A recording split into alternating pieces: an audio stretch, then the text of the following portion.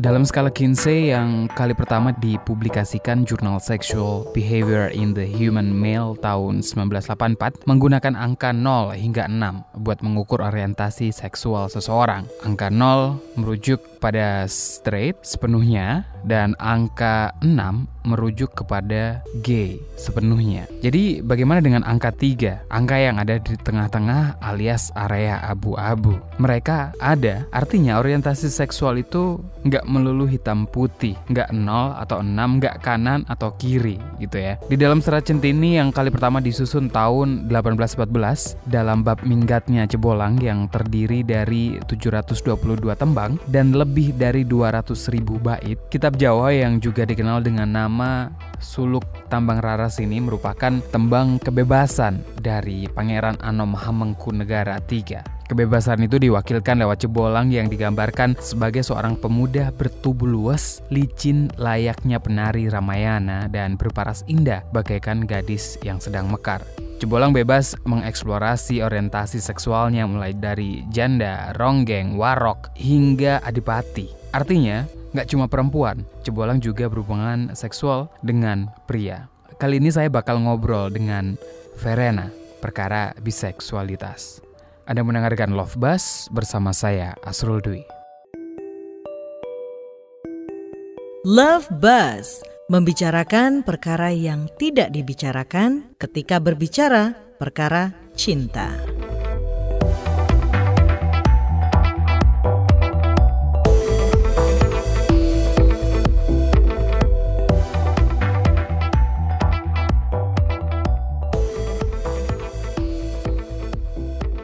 Asli Jakarta atau utusan daerah juga sama kayak saya? Utusan daerah. Gue lahir dan besar di sini sih, di Jakarta. Tapi banyak orang bilang kalau tampang gue sih nggak ada tampang Jakartanya atau tampang kayak daerah nyokap bokap gue berasal. Emang tampangnya dibilang kayak orang mana? Gue tuh bosen banget ya dibilang. Jadi tuh gue nyokap bokap gue sampai kakek nenek gue tuh orang Batak. Tapi kalau orang ngeliat gue tuh yang pertama India, Arab. Terus sementara gue tuh kadang-kadang masih suka. Gue tuh masih suka berharap kayak, aduh, gue pengen tampang gue more lokal gitu ya, local beauty gitu. Nggak kayak misalnya, gue sering banget ya lucunya kalau gue ke mall atau kemana, misalnya gue lagi lihat-lihat kan biasanya ada sales yang nawarin kan, mbak yang ini bagus, terus dia karena disekat sama lemari ataupun sesuatu, terus dia datang ke gue, terus I'm sorry, this one, kayak enggak mbak, nggak apa-apa, biasa aja gitu, saya bisa bahasa Indonesia kok gitu. Sering dapat privilege dong dengan muka yang agak kebule-bulean mungkin ya. Iya, tapi jadinya tidak menguntungkan juga sih kalau gitu? Misalnya Indonesia. Harganya lebih mahal dapatnya. Iya banget. Harganya lebih mahal. Baru kelar kuliah gitu kan ya, Ve ya. S2. Itu waktu itu nyelesain langsung setelah S1 langsung kemudian ngambil S2 atau ada jedanya?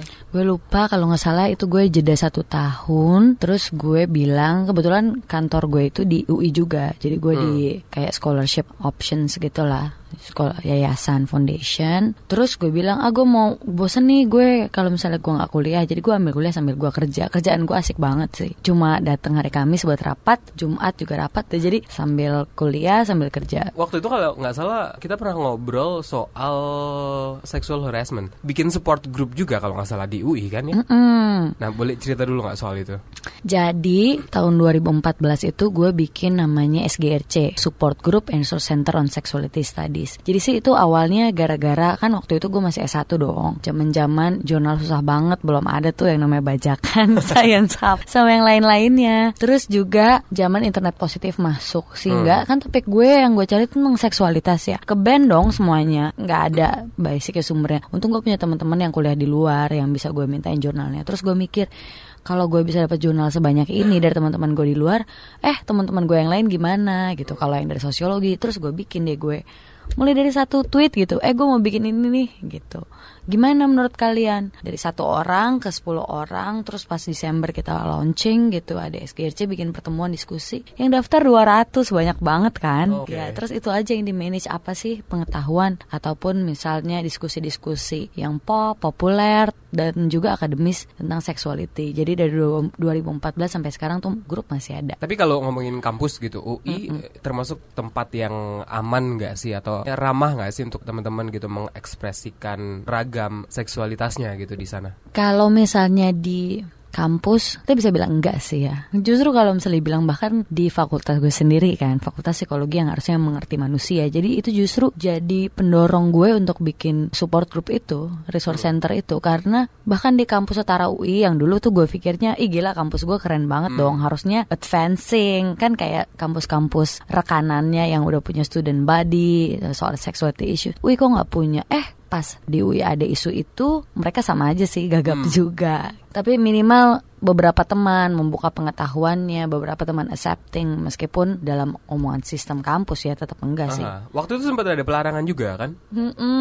Ribut banget 2016, 3 bulan. Itu sebenarnya pelarangannya lebay sih. Lo pernah gak sih dengerin menteri itu ya, lebih dari 5 menteri itu turun cuma mau bilang, hey LGBT tidak boleh masuk kampus. Itu cuma gara-gara selebaran gue bilang, kita buka jasa konseling gitu. Kalau kalian mau ngobrol-ngobrol, udah jasa konseling aja, peer counselor gitu. Terus langsung headline-nya kan, LGBT dilarang masuk kampus. LGBT lebih berbahaya dari proxy war.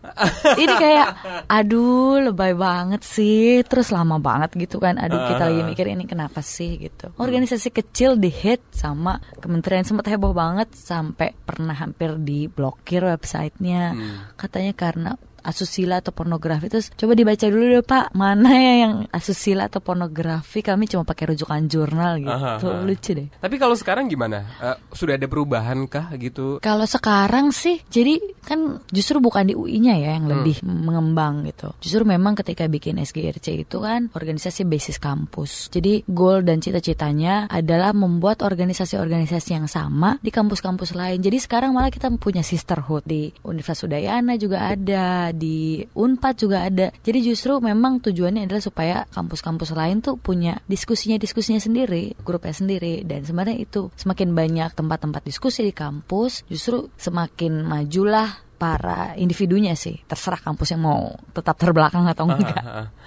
Tapi waktu itu kira-kira bikin support group itu apa sih yang jadi latar gitu? Memang kebutuhan pribadi gitu, butuh orang-orang untuk menyokong diri juga gitu atau gimana? Sebenarnya sesimpel kebutuhan sebagai mahasiswa yang nggak punya resource. Terus waktu itu kebetulan banget dosen gue tuh nggak ngerti soal topik gue. Jadi topik skripsi gue tuh tentang biphobia. Bisexual phobia. Nah, ketika gue nanya sama dokter, sama dosen gue ya, apa itu biphobia? Fobia lebah gitu, fobia ganda, fobia apa kayak, aduh ngaco nih, ya udahlah. Gue nggak punya lagi temen. Terus kan gue cuma berlatar belakang psikologi kan, gue nggak punya kayak pandangan dari sosio, dari ekonomi. Jadi sebenarnya berdasarkan itu aja, terus gue mikir pasti teman-teman gue yang mau neliti soal seksualitas juga gak punya bahan nih, dan gak punya teman ngobrol, apalagi dosennya. Ya udah kita ngobrol bareng-bareng aja lah gitu. Dari situ. Tapi kalau V mengidentifikasi diri memang sebagai bisexual atau gimana? Atau mengalami biphobia itu juga? Enggak. Jadi kebetulan karena aku orangnya cukup open, jadi kayaknya nggak sempat mengalami yang namanya biphobia atau fase berpindah itu. Jadi kalau aku clearly identify sebagai bisexual woman gitu. Nyadar itu boleh cerita nggak sih? Tumbuh kesadaran itu gimana dulu cerita awalnya gitu? Jadi kalau misalnya dibilang, kadang-kadang kalau misalnya kita bilang soal kayak kapan sih kamu nyadarnya, itu sebenarnya kayak ya tumbuh kesadarannya ya. Ya di situ aja sih, jadi bingung ceritanya. Jadi waktu aku tuh nggak punya pacar ya, anaknya nggak suka pacaran. Kalau SMP nggak dihitung pacaran lah ya, apalagi punya pacar yang nggak pernah ketemu ya. Jadi waktu kuliah pas masuk kuliah itu aku ketemu sama ada temenku, terus dia cewek ganteng, lucu ya gitu. Oh dia naksir aku, oh ya udah gitu aja udah. Terus besoknya lagi kalau misalnya lucu ya gitu, aku tetap ngeliat, aku tuh nggak ngeliat orang dari lucu ya, tapi dia cewek nggak jadi deh gitu. Lucu ya, dia cowok gue harus pacaran sama dia, nggak ada gitu. Jadi ngeliat orang ya, lucu ya gitu, ganteng ya, cantik ya kayak gitu aja. Jadi ngeliat orang ya komplimennya ya komplimen dari dalam hati. Terus ganteng nggak ganteng, suka nggak suka, cantik nggak cantik, suka nggak suka gitu. Tapi pernah menjalin hubungan serius gitu gak sih dengan either perempuan atau laki-laki juga gitu? 2 tahun tuh dianggap serius gak ya? Bisa, tergantung sih ya. Aku selalu serius. Jadi kalau misalnya orang tuh image-nya ke aku tuh ya, kalau mikir, apalagi bisexual woman ya, soal dibilang penakluk segala, pemakan segala, dikira gue itu ya tanaman gitu kan. Enggak sih. Jadi kalau misalnya dibilang, aku tuh orangnya cukup, kalau misalnya temanku nge-define aku gemas seksual. Gemas seksual. Jadi itu joke gitu. Jadi orang ngerasa tuh kayak pacarku tuh udah 50 gitu kan. I want everyone. Enggak, jadi aku tuh pernah pacaran sama cewek juga. Jadi awal-awal relasiku justru aku berelasi dengan perempuan, terus kemudian aku berelasi dengan laki-laki cukup lama juga, terus berelasi dengan perempuan gitu. Tapi asiknya sih ketika misalnya aku berelasi sama perempuan gitu, misalnya ketika aku lihat cowok itu ganteng ya, iya ganteng gitu. Terus ketika aku bilang, ketika aku berelasi sama laki-laki, cewek itu ganteng ya, iya ganteng. Jadi dalam relasiku yang kalau misalnya sama lah ya, I've date sepanjang, kalau misalnya hitungannya kuliah ya, SMP tuh nggak usah dihitung. Oke, itu dating 3 women and 3 men, I think 3 atau 4 ya, maaf ya mantan kalau aku lupa nomornya.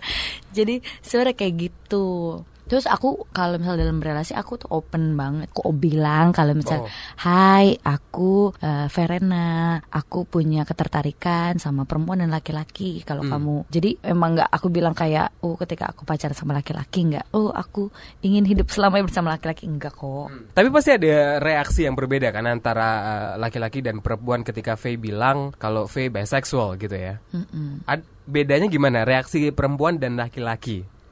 Kalau misalnya reaksi sebenarnya kayak jadi lucu-lucu gemas gitu. Aduh, aku jadi nostalgia deh.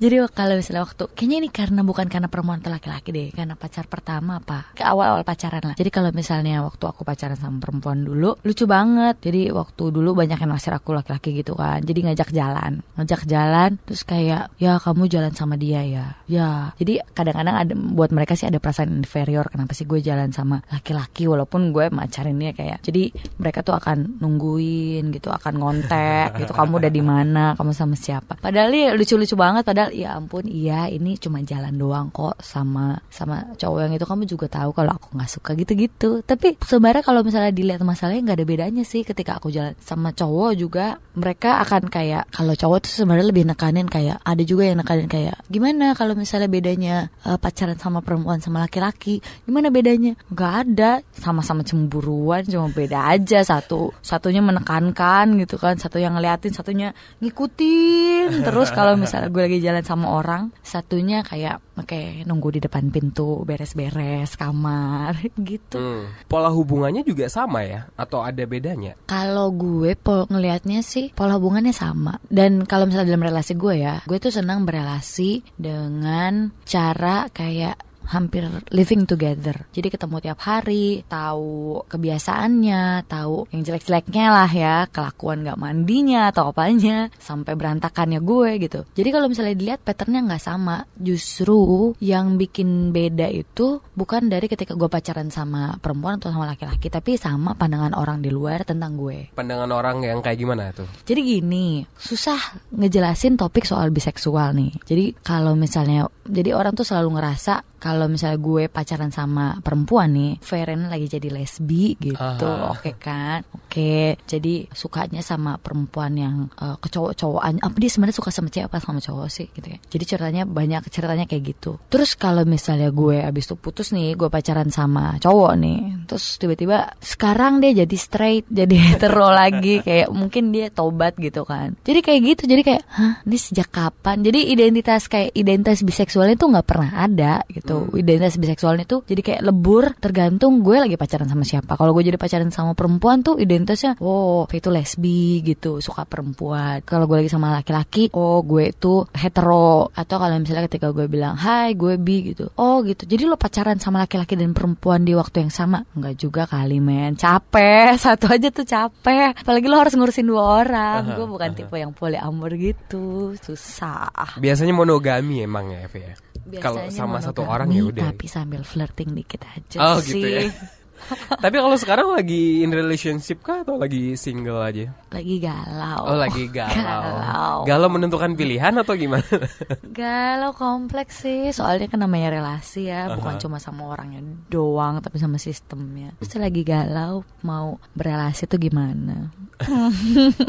Nah, Faye, kan masih banyak ya orang yang susah mengerti tentang biseksualitas gitu. Kalau Faye menjelaskannya kayak gimana? Sebenarnya yang kayak gimana sih biseksual itu? Jadi sebenarnya gue nggak nyalain orang yang menganggap biseksualitas sebagai fase. Misalnya dia jadi biseksual, kemudian dia menyadari ternyata dia lesbian atau dia gay. Karena kan sebenarnya kita bayangin aja paparan soal informasi aja kan nggak ada. Jadi orang tuh beneran kayak mencari, kayak lo bayangin dan meraba-raba dalam gelap. Dia tahu ini bulat, dia anggapnya itu bola gitu kan. Ketika dia lampunya makin lama makin nyala, dia sadar kalau ini tuh bukan bola, ini adalah bentuk-bentuk yang lain. Jadi kalau misalnya dibilang satu orang tuh punya fase biseksualitasnya untuk kemudian jadi identitas yang lain, gue sih nggak bisa menyalahkan identitas itu. Tapi kalau misalnya mau lihat biseksualitas secara umum, gue sekarang bicara sebagai individu bi, dan kebetulan penelitian gue, skripsi gue tentang biseksual nih. Jadi sering banget biseksual itu dapat stigma soal karena orang pikir kayak you're basically pemakan segala lah, omnivora kan, serem banget, kayak cewek diambil, cowok diambil. Terus biseksual tuh sebenarnya apa sih? Jadi biseksual tuh B-nya itu bukan lebah ya saudara, B-nya itu tuh 2. Jadi dia tuh punya ketertarikan sama 2 gender gitu. Gender yang paling umum biasanya gender laki-laki atau perempuannya, tapi biasanya nggak terbatas sama itu. Jadi sebenarnya itu aja, jadi ketertarikan. Kalau lo tertarik kan, lo bukan cuma ketika lo lihat orang tuh lo tertarik kayak gue pengen berhubungan seksual sama dia. Enggak lah, ketertarikan emosional juga ada di situ. Lo pengen deket kayak gitu sih. Jadi kalau mendefinisikan biseksual itu sendiri ya kayak lo ketertarikan fisik, emosional, seksual itu satu rangkap yang lo punya preferensinya lebih dari satu gender yang biasanya orang tahu aja sih. Dan biseksualitas itu yang bilang juga ada spektrumnya, dalam artian kadang ada yang dia lebih tertarik sexually terhadap satu gender, kemudian romantically terhadap gender yang lainnya. Bener gitu gak sih? Bener sih, kayak jadi kalau misalnya mau gampang yang ngelihat spektrum, kalau misalnya orientasi seksual itu ngelihatnya kayak ya lo kalau misalnya ngelihat palet warna kan, ada yang merah terang, ada yang merah darah, ada yang merah muda, kayak gitu aja sih. Jadi ada orang yang oke lah, gue suka sama dua-duanya, gue bisa suka sama laki-laki, gue bisa suka sama perempuan, tapi mungkin gue lebih banyak sukanya sama laki-laki, bisa atau misalnya sama perempuan yang maskulin bisa juga, atau sama laki-laki yang feminin sebenarnya bisa juga. Nah itu masuk juga ke pembahasan tadi gue hampir lupa tuh soal apakah biseksualitas itu adalah kayak fase. Jadi sebenarnya bukan fase sih, dia adalah sesuatu yang menetap lama, terus kemudian itu adalah identitas lo. Kayak identitas kan sebenarnya bukan suatu fase, dia menetap. Tapi misalnya dalam prakteknya kalau misalnya orang-orang lihat dia tuh kok nggak jelas, nggak apa-apa, itu masih dalam masa pencariannya sendiri gitu. Jadi kalau misalnya orang bilang kalau misalnya biseksual itu kalau nggak ada tuh akan adanya cuma gay atau straight, orang bilang, atau hetero atau homo. Jadi tengah-tengahnya nggak ada. Nah sebenarnya di situ yang jadi masalahnya sih. Dulu ada, gue baca jurnal, dia tulisannya gini, you're either straight, gay, or lying. Jadi selama ini bisexual tuh dibilang lying, atau lo tuh penipu aja, lo tuh emang cuma mau ambil privilege heteroseksual gitu, tapi lo juga pengen dapet, lo bisa nyobain misalnya perempuan gitu kan. Nggak sama sekali kayak gitu sih. Dia memang sesuatu yang tetap identitas lo aja gitu. Dia nggak, jadi lo nggak berubah jadi lesbian ketika misalnya gue berrelasi dengan perempuan, gue berrelasi dengan laki-laki, gue jadi hetero, ya gue tetap bi aja, tetap bisexual, cuma nanti relasinya misalnya gue berrelasi dengan perempuan ya itu berarti same sex relationship. Kalau misalnya gue berrelasi dengan laki-laki other sex, tapi tidak membuat si pacar gue ini yang perempuan itu menjadi biseksual juga enggak, atau misalnya pacar laki-laki gue dia jadi bi juga enggak, dia tetap hetero, bisa tetap aja dan tetap menerima gue pacaran dengan biseksual dalam hubungan romantis yang gendernya berbeda kayak gitu sih. Kalau di masyarakat kan memang ada gitu ya, masyarakat secara umum. Di komunitas LGBTIQ+ juga masih ada sampai sekarang? Masih. Jadi pas banget jadi dulu tuh gue pas banget skripsi gue tuh tentang sebenarnya bifobia itu bukan takut sama biseksual ya. Jadi dia sebenarnya stigma terhadap biseksual. Jadi pertanyaan lo pas banget. Jadi stigmanya tuh ada 2. Jadi biseksual itu sebenarnya dia mengalami diskriminasi dengan 2 tahap. Kalau dari hetero dianggap sebagai, dulu tuh kalau misalnya lo lihat selebaran AIDS, HIV AIDS gitu kan, itu selalu bilang beware of bisexual. Mereka yang menyebarkan AIDS ataupun misalnya penyakit menular seksual. Jadi ketakutannya di sana. Kalau misalnya soal biseksualitas dan stigmanya makin lama, tapi yang nanti menarik stigma terhadap biseksual perempuan sama laki beda. Kalau ini dia masih dari hetero ya gitu. Jadi kalau misalnya gue kan pernah bagiin kuesioner gitu kan untuk lihat pandangan laki-laki heteroseksual terhadap perempuan bi ya. Jadi tuh ketika gue bagiin kuesioner tuh mereka ngerombol gitu. Kan ada pertanyaan, apakah kamu mau tinggal satu kamar misalnya, your roommate gitu is bisexual woman. Mereka bilang gila mau lah gitu, mau banget gue. Jadi terus siapa sih yang nggak mau? Yang dalam pikiran cowok-cowok heteroseksual itu kalau misalnya ketemu bisexual woman, they are basically the hottest person in the world. Karena mereka ngerasa kalau gitu, kalau lo ketemu bisexual woman berarti bisa threesome. Iya, tapi alasannya adalah gue nanya, oke, kalau misalnya lo mikir threesome, berarti threesome-nya kan 1 bisexual woman ya, berarti 2 laki-laki 1 perempuan. Nggak mau gue jijik gitu.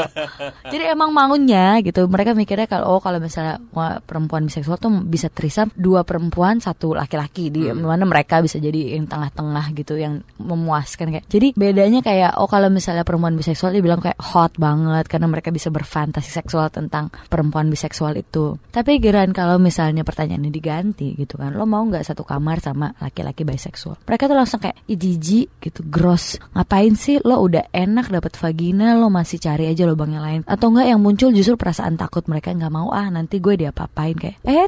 Ini jadi kayak complicated gitu kalau misalnya di heteroseksual tuh. Terus biasanya lo lebih dibenci gitu sama hetero karena merasa lo jadi threat gitu sih. Kayak lo akan mengambil semua orang, lo akan merebut semua pacar orang dan menjadikannya milikmu gitu. Aduh please banget deh, ngurusin satu aja tuh susah ya. Kalau gue harus merebut semua orang, gue bikin republik aja kali ya. Gue bikin kekuasaan. Balik lagi ke di komunitas LGBTIQ+ tadi ya. Kalau di Indonesia sendiri kayak gimana sih kondisinya? Jadi stigmanya kalau yang pertama adalah you're lying gitu. Oh sama berarti ya. Gitu, basically you're lying gitu. Lo tuh biseksual itu cuma identitas sementara lo doang sebelum lo coming out as gay gitu atau lesbian. Karena lo tuh nggak berani langsung coming out sebagai lesbian. Atau satu lagi sih yang biasa diomongin, lo cuma mau jeda waktu sebelum nanti juga gue ditinggal kawin. Jadi kalau misalnya lo punya pasangan perempuan, terutama misalnya same sex gitu, biasanya akan ada awareness atau akan ada ketakutan yang beralasan. Gue nggak bilang nggak beralasan, yang beralasan kalau misalnya suatu saat dia akan ninggalin gue buat kawin. Dia kan masih bisa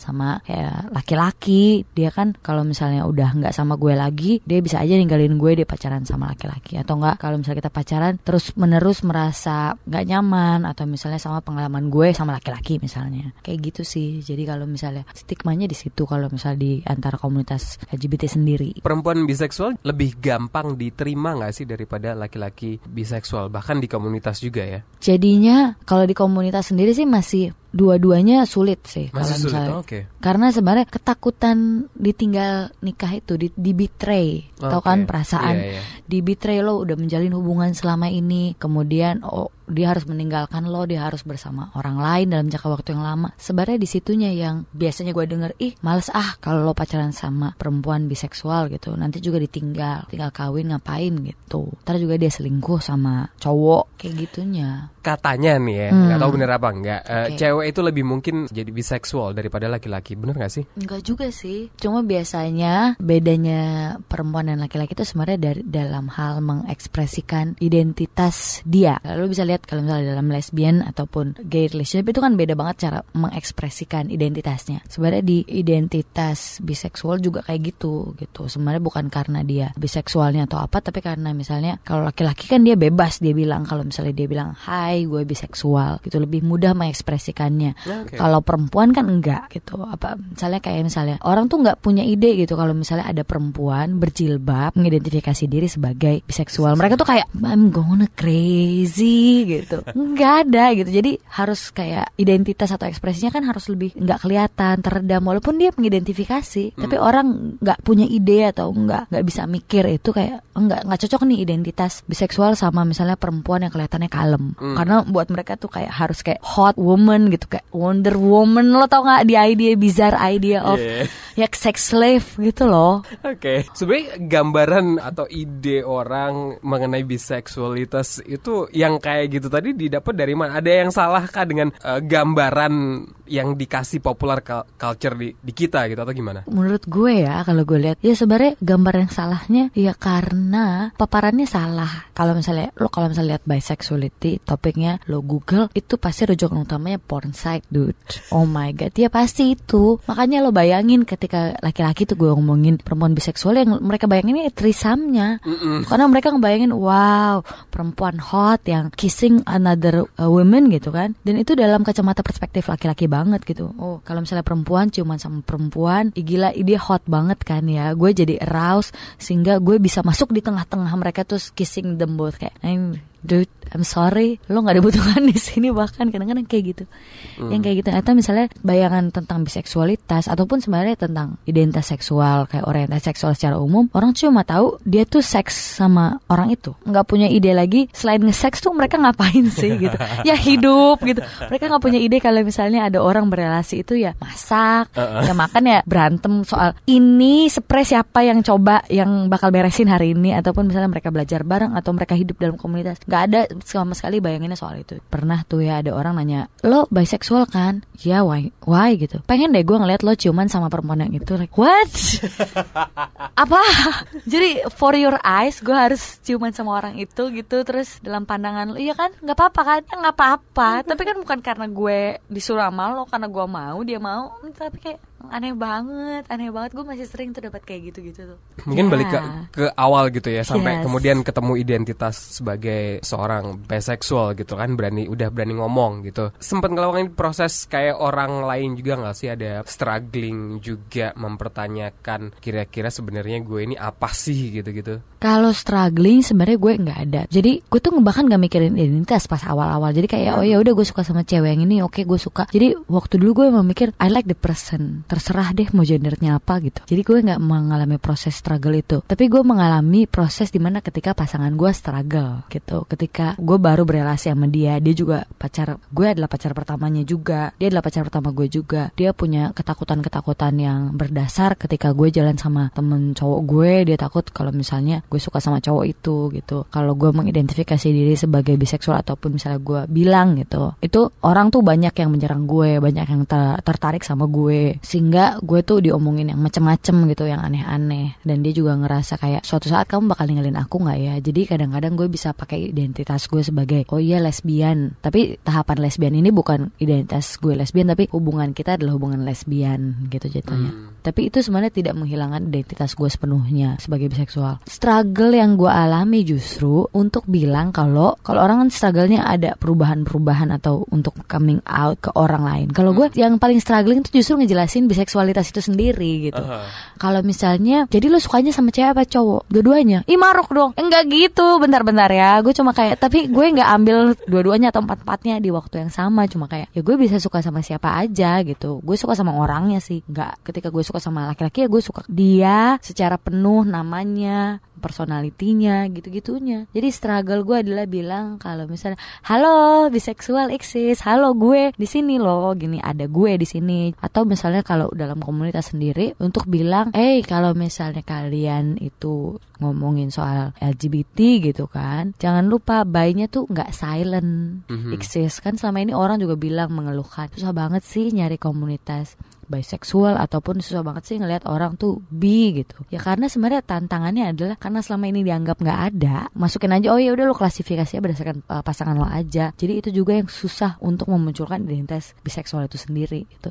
Jadi nggak favorable gitu loh istilah biseksual apa sih gitu. Lo kayak cuma silent gitu, diem tep gitu. Karena nggak kelihatan gitu, visible aja nggak, gimana lo mau melakukan sesuatu gitu. Dan itu bukan cuma persoalan di Indonesia kan, di luar sana juga kan terjadi ya. Betul banget. Makanya ketika orang udah belajar tentang homofobia, transfobia, ketika dia dengar penelitian gue soal bifobia, itu tuh sama sekali nggak ada mikirnya gitu, apaan sih gitu. Sama kayak emang itu ada ya, emang istilah apa sih, asing banget. Padahal orang udah belajar kalau misalnya, hey ada loh prasangka terhadap identitas tertentu juga terjadi loh di kelompok biseksual. Tadi kan Faye nyebut beberapa kali soal bifobia gitu. Nah, definisinya yang ketinggalan dijelaskan tadi. Bifobia itu bukan kayak orang takut ular, bukan kayak arachnofobia gitu kan, takut sama spider. Dia sama kayak homofobia, transfobia, judeofobia, ketakutan sama Yahudi itu ada juga kan. Jadi ketakutannya itu berdasarkan, kalau misalnya lu lihat kamusnya, dia itu adalah negative prejudice towards bisexual. Jadi sesimpel prasangka negatif terhadap biseksual, itu aja definisinya. Prasangka itu muncul ya karena lo selama ini dibilangin dia begitu. Dan itu bukan karena, ya bukan salah gue dong takut gitu. Kan bukan sesuatu yang irrational atau lo gak bisa nalarin. Tapi itu justru karena lo selama ini diajarin untuk takut, benci itu sama biseksual. Jadi bifobia itu di situ. Kalau di budaya Indonesia ada rekaman atau tulisan soal itu gak ya? Yang saya ingat sih cuman mungkin Serat Centini kali yang ada soal biseksualitas ya. Kalau di Serat Centini itu dia sebenarnya di kultur-kultur kita tuh tidak ada pendefinisian apakah dia suka sama jenis, jadi namanya homoseksual atau heteroseksual, ataupun misalnya di Serat Centini kan dia juga nggak bilang gitu dia. Gak ada. Jadi sebenarnya di Indonesia itu cuma mengenal prakteknya, fleksibilitas dalam hubungan seksual ataupun berelasi, sangat tidak kaku kok, sangat tidak mengelompokkan orang pada oh ya lo identitasnya ini, lo identitasnya ini. Pada kenyataannya praktek-prakteknya itu banyak, tapi memang praktek-praktek seksual itu nggak bisa dikategoriin ke dalam biseksual. Misalnya gini, ada orang yang trisam, suami istri mau menumbuhkan spark baru dalam hubungan rumah tangganya, dia menyewa ataupun dia misalnya bersepakat untuk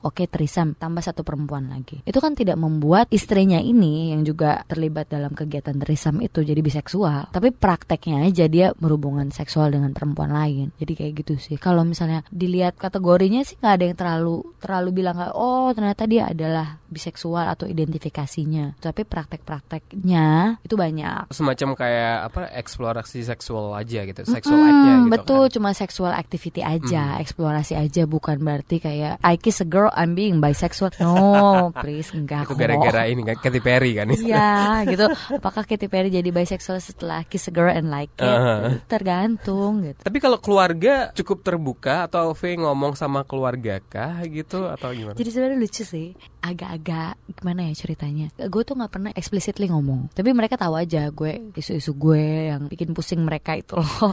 Jadi nyokap gue pernah waktu tahun 2016 waktu rame-ramenya bilang, aduh kakak jangan dong ikut-ikutan kayak gitu. Aduh mama, kakak tuh gak pernah ikut-ikutan. Itu kakak yang bikin ribut.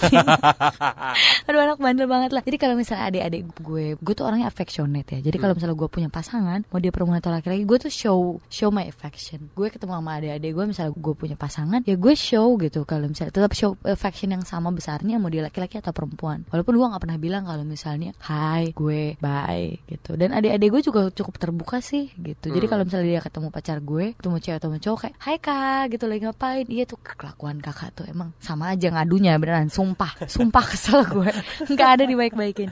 Mungkin cuma nyokap gue aja kali ya, mungkin masih di antara tahu tapi terima gak terima, karena di Indonesia tuh bukan masalah identitasnya, tahu gak sih yang susah tuh julid-julid temen. Iya benar-benar tetangga gitu ya. Julid-julid teman apa tetangga. Jadi nyokap gue masih di tahapan struggling sama julid-julid temennya dia. The rest of my family tuh udah kayak yang penting bahagia aja sih gitu. Kamu maunya yang mana? Tuh tapi juga coba ngasih pemahaman gitu gak sih ke orang tua dan keluarga? Gue tuh deketnya lebih ke bokap sih. gitu. Jadi kalau gue banyaknya ngobrol sama dia simple kayak ya nggak apa-apa, kan bisa belajar sendiri, tahu sendiri apa, terus juga punya pilihan sendiri, sekarang juga udah bisa jadi mandiri. Sebenarnya pengertiannya pelan-pelan dari situ. Cuma gue sulit banget ya bagaimana menghadapi julidnya tetangga atau teman-teman itu ya. Keluarga besar gitu. Kalau Batak kan rame gitu iya, kan ya. Kapan kawin gitu pertanyaan itu juga sering kan ya? Lebih enggak sih kalau kapan kawin. Oke. Mereka tuh lebih itu sekolahmu udah kelar. Sekolahmu udah kelar kayak itu kayak sehoror kapan kawin lah. Oh itu lebih enak sih sebenarnya kan. Jadi kan nggak usah mikirin kawin atau menikah gitu kalau ya. Kalau misalnya kawin tuh biasanya kalau misalnya dari tangga-tangga kan, usia berapa? Kawin dulu juga nggak apa-apa. Kebetulan adik gue juga udah kawin kan. Yang lebih kecil dari gue. Kapan kakaknya nyusul? Ya nggak apa-apa. Kenapa sih orang baru kawin aja udah ditanya-tanya? Tuh. Tekanannya justru bukan dari keluarga ya, dari tetangga yang jadi, maha peduli gitu. Kalau ya. Misalnya, tapi enaknya sih, jadi gue bisa bilang gini sih. Kalau misalnya tanya kapan kawin, sama yang mana ya? Gitu. Kamunya aku kawin sama yang laki-laki apa perempuan? Nah itu dia. Kira-kira kalau Faye ngelihat bakal nikah sama perempuan apa laki-laki? Aduh, nggak cinta sama institusi pernikahan. Oh, oke. Gitu. Jadinya aku cinta sama urusan domestik ya. Urusan kayak dia masak, aku belanja, ataupun pembagian keuangan. Itu aku cinta banget tuh pembagian domestik. Marah-marah karena siapa yang ngegoklin hari ini. Yes, tapi nggak cinta sama institusi pernikahan atau perkawinan. Kenapa? Kayaknya ribet banget gitu ya hidupnya, pembagiannya, pajaknya di selembar kertas itu sebenarnya kan. Karena gue mikir gini ya, keterikatan itu lo sama orang terikat ya udah gitu. Sama-sama sadar aja, nggak sama satu lembar kertas dimana nanti lo ngerasa nggak enak kalau misalnya something happen. Ya kalau misalnya nanti gue mau menikah ya boleh, tapi kalau misalnya nggak menikah ya nggak apa-apa juga. Lo kan berrelasi sama orang juga lo komitmen kan ya. Buat gue sih nggak ada bedanya. Karena hidup gue tuh udah kayak domestik banget. Itu kayak ya kalau gue bayangin ya, oh kira-kira pernikahan tahun pertama kedua beginilah ya. Yang tadi cakep-cakep lo lihat ya, Tuhan itu anduk sama-sama dilempar di pojokan tuh ya. Oke, kayaknya udah cukup deh gue. Nggak usah pakai satu lembar kertas sama itu, nggak perlu ngeluarin duit banyak-banyak buat catering ya. Menyenangkan orang lain, tapi gue nya nggak senang. Menurut Faye makna cinta itu apa sih? Makna cinta itu apa ya? Gue jadi nggak bisa ngomong. Gimana ya? Gue cuma tahu pokoknya ketika bilang cinta itu gue cuma tahu kalau you fall in love with the person and the complete package of the person ya. Jadi selama pengalaman gue, kita nggak jatuh cinta sama orang berdasarkan yang lain-lain, kelaminnya, gendernya, terus dia bawa mobil apa. Enggak sih, lo dapat satu paket sama kelakuan jelek-jeleknya. Gue percaya kalau misalnya orang itu punya tempatnya sendiri dalam hidup lo, waktunya sendiri dan bentuk-bentuk cintanya sendiri. Jadi nggak ada yang pernah diambil dari lo kayak hati gue patah. Nggak, gue menyerahkan bagian dari hidup gue memang buat lo. Terus dia selalu ada di sana gitu. Jadi gue nggak pernah rasanya kayak hai para mantan, aku tidak pernah membenci dirimu, aku selalu mencintai kalian pada waktunya, pada tempatnya gitu sih.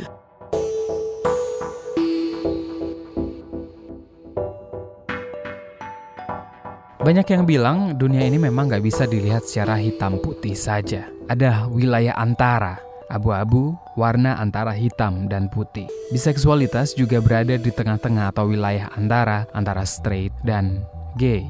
Berada di wilayah antara itu bukan berarti gak ada kan?